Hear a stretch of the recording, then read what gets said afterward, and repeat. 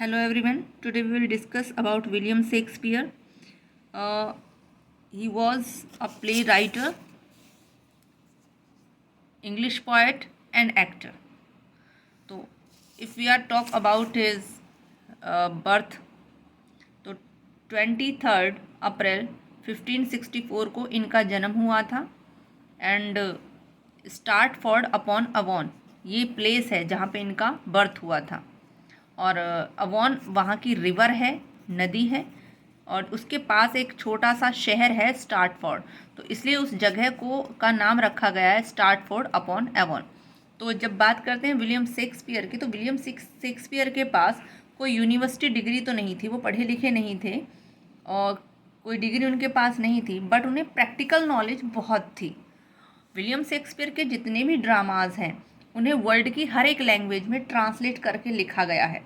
यहाँ तक कहा जाता है कि एक टाइम ऐसा भी था कि बाइबल के बाद अगर कोई बुक जो सबसे ज़्यादा पढ़ी जाती थी तो वो शेक्सपियर के ड्रामा ही पढ़े जाते थे.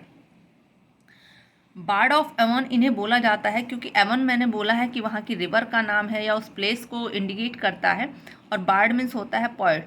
तो यानी ये वहाँ एवन के पोएट के नाम से या बार्ड ऑफ एवन के नाम से भी जाने जाते हैं.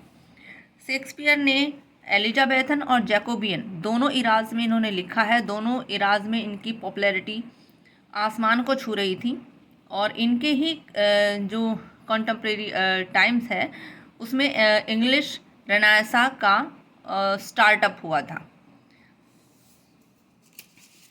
ओके.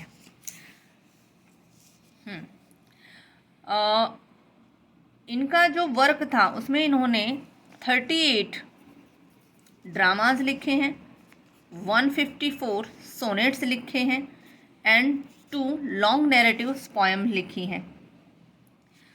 अगर इनकी लाइफ की बात की जाए तो इनकी शादी हुई थी एने हाथवे से, और उनकी एने हाथवे की जो एज थी वो 26 थी उस टाइम पे. विलियम शेक्सपियर की जो एज थी वो 18 थी. मीन्स जो एने थी वो इनसे 8 साल बड़ी थी.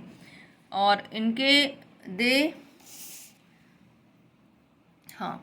Together they had 3 children. इनके 3 बच्चे हुए, सुसैना, हेमनेट एंड जूड. जो सुसैना थी वो बड़ी थी और शादी के 6 महीने बाद ही हुई थी.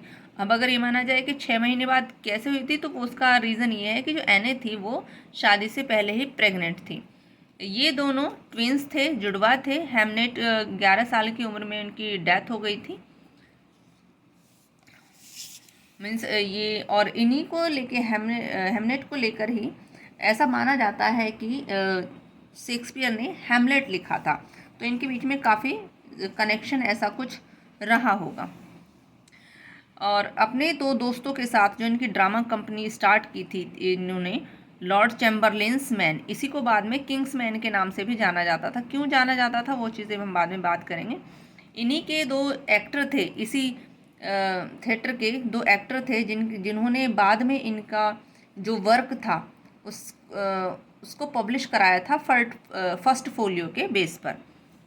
और ये जो राइटर हैं ये यानी विलियम शेक्सपियर, ये 1630 तक एक्टिव रहे अपने राइटिंग करियर में. और इससे पहले क्या था, 1585 में ये लंदन आ गए थे. 1585 में ये लंदन आ चुके थे और वहाँ पे आके इन्होंने थिएटर वगैरह काम करना स्टार्ट कर दिया था. 1585 से 1613 तक जो भी इन्होंने वर्क लिखा, ऐसा माना जाता है कि इन्होंने खुद नहीं लिखा, वो किसी और ने लिखा था. और क्रेडिट जो सारा था वो विलियम शेक्सपियर खुद ले गए, खुद खा गए उस चीज़ को.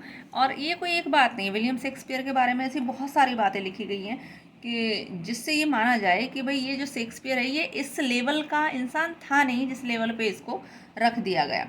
इसके रीज़न क्या कहते हैं, देखो, कभी यूनिवर्सिटी नहीं गई. और अगर कोई बंदा या कोई इंसान जो यूनिवर्सिटी नहीं गया, जो कभी पढ़ा लिखा ना हो, वो इतने अच्छे ड्रामा, इतने सारी मतलब राइमी मीटर ये सब अप्लाई करके पोएम्स लिख रहा है, तो ये थोड़ी हजम होने वाली बात होती नहीं है.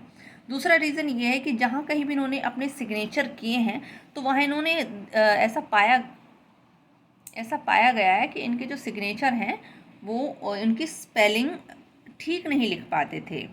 यहाँ तक कि ये भी माना जाता है कि ये जब अपना नाम बोलते थे तो उसको भी क्लियरली नहीं बोल पाते थे, उसे भी विलियम शेक्स इस तरह करके कुछ बोला जाता। तो मतलब ये इनकी वर्बली भी ठीक नहीं थे, स्पेलिंग इनसे लिखनी नहीं आती थी, तो ये कैसे मान लिया जाए कि इतने बड़े ड्रामेस्टिक ये हो सकते हैं। और विलियम शेक्सपियर का जो पैशन था, ये या जो ड्रामा राइटिंग का जो था, ये नाम कमाने के लिए इन्होंने कभी नहीं लिखा। इन्होंने जितने भी ड्रामास लिखे वो सिर्फ और सिर्फ पैसे कमाने के लिए लिखे, नाम नहीं चाहिए था इन्हें, सिर्फ पैसा चाहिए था। और यही रीज़न था कि अपनी रिटायरमेंट से पहले इन्होंने अपने पास इतना पैसा इकट्ठा कर लिया था, इतनी प्रॉपर्टीज़ इन्होंने खरीद ली थी कि मतलब रिटायरमेंट से पहले बहुत रिच हो चुके थे। ओके। और जिनकी प्ले की बात की जाए तो कॉमेडीज़ के बहुत सारे लिखे, हिस्टोरिकल प्लेज उन्होंने बहुत सारे लिखे, ट्रेजेडीज़ बहुत सारे लिखे, लेकिन जो पॉपुलैरिटी इनको मिली वो ट्रेजेडी प्लेज से मिली। और ट्रेजेडीज़ से बाद में फिर उन्होंने ट्रेजिक कॉमेडीज़ प्ले लिखना स्टार्ट कर दिया था। ये दो राइटर हैं, एक्टर हैं, जॉन हेमिंग एंड हेनरी कॉडल्स, जिनके साथ मिलकर इन्होंने अपना एक थिएटर खोला था, लॉर्ड चैम्बरलेन। उसी टाइम के एक बहुत ही फेमस राइटर हुए बेन जॉनसन, उन्होंने इनके बारे में लिखा, not of an age but for all times, कि ये सिर्फ इस युग के लिए नहीं, ये इस टाइम के लिए नहीं है, बल्कि ये पूरा मतलब जितना जब भी लिटरेचर का नाम चलेगा तब तक विलियम शेक्सपियर को याद किया जाएगा। ये सिर्फ आज के लिए नहीं है, ये तो अमर हो गए। और मुझे लग रहा है वो बात सच भी शायद उन्होंने कही थी। एजुकेशन की बात की जाए तो इनकी जो एजुकेशन थी वो किंग्स न्यू स्कूल में हुई थी, और ज़्यादा स्कूलिंग इन्होंने की नहीं। और 1585 से लेकर 1902 तक का जो टाइम था, इस टाइम में शेक्सपियर ने कोई रिटन वर्क नहीं किया, कोई लिटरेरी वर्क इनका सामने नहीं आया, तो उस टाइम को लॉस्ट ईयर के नाम से जाना जाता है। Okay. Royal patients in 1603 by James first. अच्छा, उससे बाद इसी ये जो टाइमिंग ये चल रही थी, ये एलिजाबेथन टाइम की थी, और उस टाइम पे एलिजाबेथन की डेथ हो चुकी थी 1603 में। एंड तो उसके बाद में जो रूलर आए जेम्स फर्स्ट, इन्होंने फिर इनको अपने मतलब वर्क में रख लिया, एंड वहाँ इन्होंने रॉयल पेशेंट्स के रूम में इन्हें मतलब ये एक मिनिस्टर या के बेस पे ये मतलब रॉयल पोएट जो हो जाते हैं, रॉयल पोएट भी वहाँ पे बन चुके थे। और तब इनकी जो ये कहा गया इट इज़, हाँ, लॉर्ड चैम्बरलेन, इसको किंग्समैन, ये जो थिएटर है उसका नाम चेंज करके क्या कर दिया गया, किंग्समैन कर दिया गया। और बाद में फिर इन्होंने उसे ग्लोबल थिएटर के नाम से स्टार्ट किया इन 1599 में।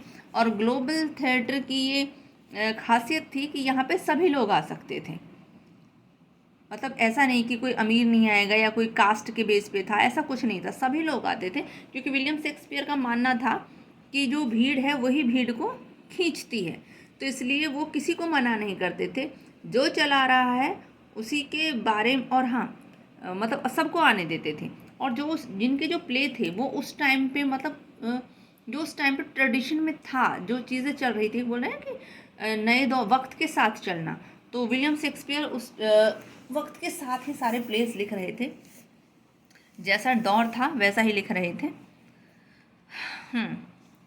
और इनकी जो डेथ थी ये यहाँ पे बताया गया है कि 23 अप्रैल 1616 को इनकी डेथ हुई थी।